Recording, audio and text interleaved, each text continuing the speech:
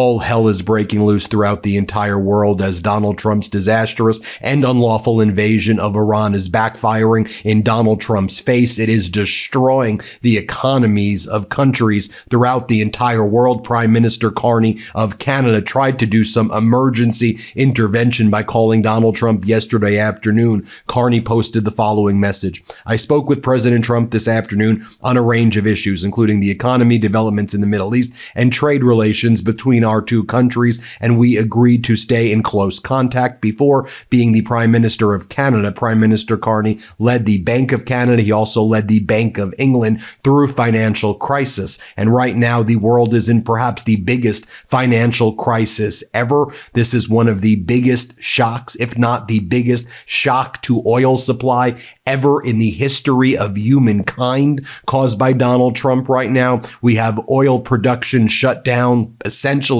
in Iraq, in Kuwait, in Qatar, in Bahrain. Right now, we see the price of oil going to $115 a barrel. This may be $150 a barrel very soon. We have stock markets throughout the world crashing as a result of Donald Trump's conduct. South Korea, Taiwan, Japan, Australia saw their markets crash. The United States market crashing as well. You have the Prime Minister, who's also the Foreign Minister of Qatar, sitting down for an interview with Sky News, saying that de-escalation is needed immediately. The Prime Minister, Al Thani, and Foreign Minister of Qatar praised the support of European allies and sent a message to the United States, which is de-escalate already, stop this. Let's just end this already. What are you doing? Watch Al Thani, the Prime Minister of Qatar, on Sky News. Here, play this clip. For the U.S., we would like to see a de-escalation. We would like to see an end for this conflict, a diplomatic solution that addresses our concerns as well as their concerns. Much has been made about the UK and Europe's response or the lack of. What's your take on how they have reacted to this conflict? Well, honestly, from our perspective, all our European partners has been providing us with significant support, whether it's politically, whether it's in any of the supply chain issues that we have. United Kingdom has provided an outstanding support for Qatar. We have the joint squadron working together with our pilots. And we are very grateful for this partnership and for this alliance. I don't know why they say that Europe doesn't do anything, maybe on the general level, but on the level of bilateral relationship with us and with other GCC partners. Yeah, despite Donald Trump and his regime lying and saying that Iran is absolutely decimated, quite the contrary. Iran selected its new Ayatollah yesterday, Mojtaba, the son of the former Ayatollah, who is more extreme than his father was. And now he's had his father get killed, his family members get killed. He's in no desire to do any deal with the Trump regime. Iran continues to strike its neighbors. Strikes continue to rain down on Israel and Tel Aviv and surrounding cities there. The United States embassy in Saudi Arabia has essentially been shut down. The State Department said diplomats get out right now. You still have tourist areas and American interests in Bahrain and Qatar and United Arab Emirates continue to be hit. And as a result of the United States and Israel striking at desalination, water purifying areas in Iran, Iran is hitting desalination areas in the Middle East, like one in Bahrain right now. And without water, the Middle East basically is essentially dead. And that is further fueling major crises right there. And Donald Trump is basically posting messages. Who cares if the oil goes up a little bit? Why does this even matter at all? You have French President Emmanuel Macron trying to take emergency action, calling all of his allies in the Middle East, actually, at least publicly projecting the leadership that Donald Trump isn't. Macron posted I just held a call with the Emir of Kuwait. In the face of the attacks targeting the country, I reaffirm France's solidarity with them. He then says, I just held talks with His Highness the Emir of the State of Qatar. I reaffirm to him France's full solidarity with Qatar in the face of unacceptable attacks. Macron writes, I held discussions with the Egyptian president. Even Macron held discussions with the president of Iran, Pezeshkian. He said, I emphasize the necessity of an immediate cessation of Iran's attacks against countries in the region. Iran must ensure freedom of navigation by ending the de facto blockade of the Strait of Hormuz. In closing, I once again express my deep concern regarding the progress of Iran's nuclear and missile programs, as well as the full range of the country's destabilizing activities. More than ever, a diplomatic solution to respond to these fundamental challenges, put an end to the escalating tensions, and preserve peace is essential. We agreed to stay in touch. So at least opening up a diplomatic line there. And this is, we also learned that now 8 U.S. soldiers have died since this war started, according to the U.S., although they lie about everything. So who knows if those are really the right numbers? I just want to always put that out there. I'm very skeptical of any numbers put out by the Trump regime. They cover a lot, but they say 8, 7 in combat, and they say the 8th person died of, other circumstances, which they refuse to say what it is, which raises a lot of red flags there as well. But a lot, and 9 to 10 seriously wounded. Although, again, I'm not sure I know I don't trust the Trump regime's numbers or CENTCOM's numbers because they lie about everything. Prime Minister Carney wrote, today I convene the incident response group to discuss the ongoing hostilities in Iran and the Middle East and continued vigilance to ensure the safety and security of all Canadians. Our meeting focused on the efforts to protect Canadians. Canada is continuing to facilitate travel for Canadians looking to depart the Middle East and the Gulf region. We will take all possible measures to protect Canadians abroad, including those serving in diplomatic missions. You see, Prime Minister Carney actually speaks and behaves like a leader, unlike Donald Trump. Lately, I've been trying to get my mornings together. Not perfectly, just better. Less chaos, less jittery energy, and more of that locked-in feeling that makes the day feel doable. That's where Mudwater comes in. Their original blend is a coffee alternative made with cacao, chai, turmeric, and functional mushrooms like lion's mane and reishi. You get a warm, focused boost without that wired buzz or midday crash that usually tags along with a regular cup of coffee. And if you're still craving that true taste of coffee, you're in luck, because they actually just launched a low-caf coffee made with Arabica coffee beans, L-theanine, and the same functional mushrooms you get in their other blends. It's rich, smooth, and only 45 milligrams of caffeine, so you get the flavor you love without the jitters, crash, or spiraling thoughts. So whether you're mixing up the original blend or easing into something gentler than your usual brew, Mudwater makes it ridiculously easy to start the day feeling good.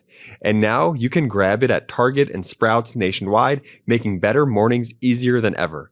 Every single ingredient in Mudwater's products are 100% USDA certified organic, non-GMO, gluten-free, vegan, and kosher. There's also zero sugar and no sweeteners added. The best part about Mudwater is it provides sustained energy without the spikes and crash of traditional coffee.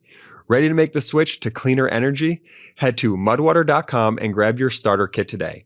Right now, our listeners get an exclusive deal, up to 43% off your entire order, plus free shipping and a free rechargeable frother when you use code Meidas.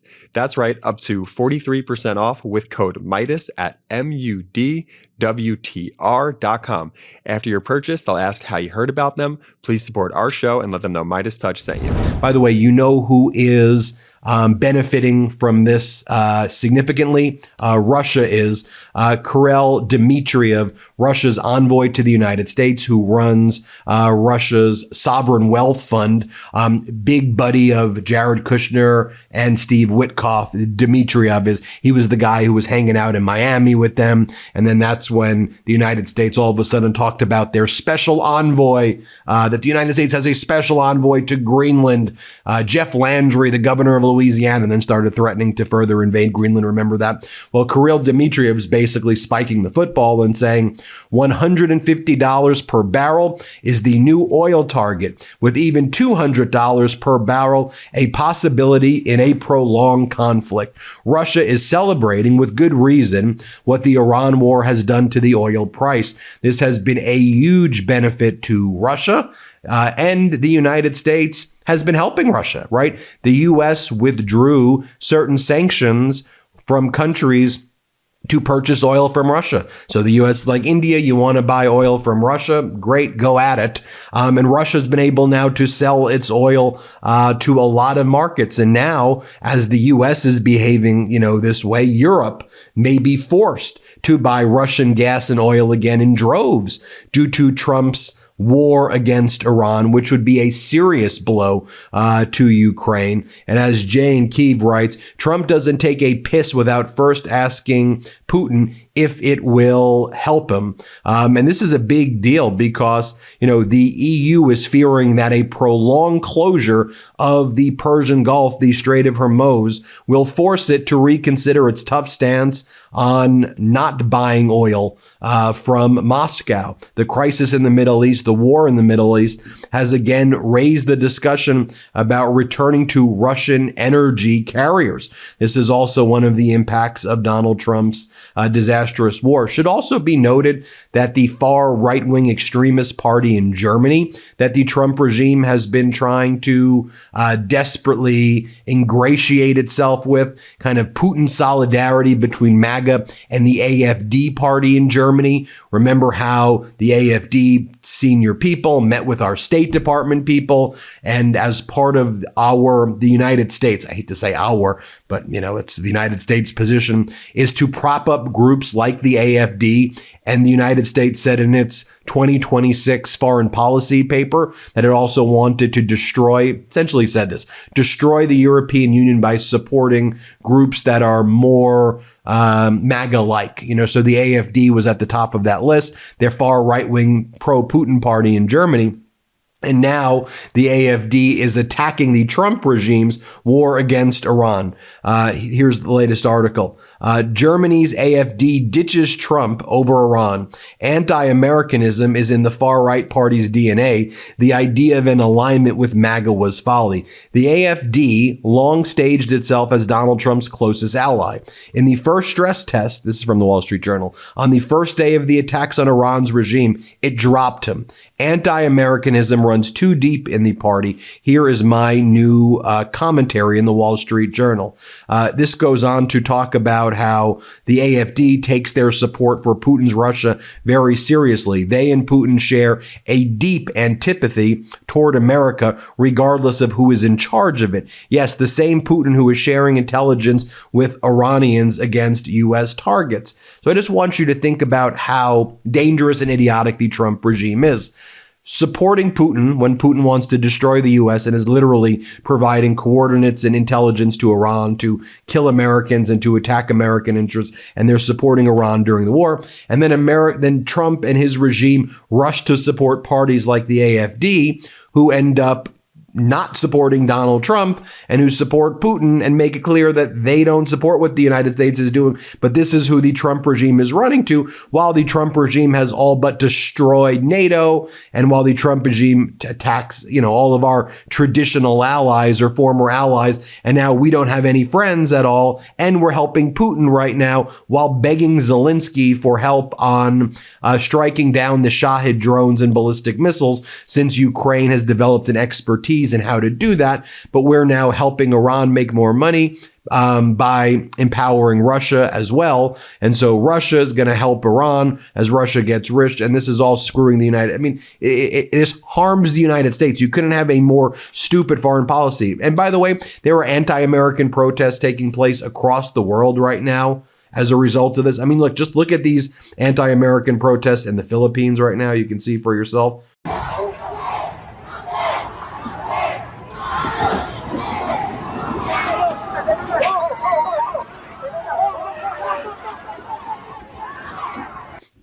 I'll show you the video of the announcement when the new Ayatollah was selected in Qatar, so you can see what their people were thinking. I'll show you this clip right here.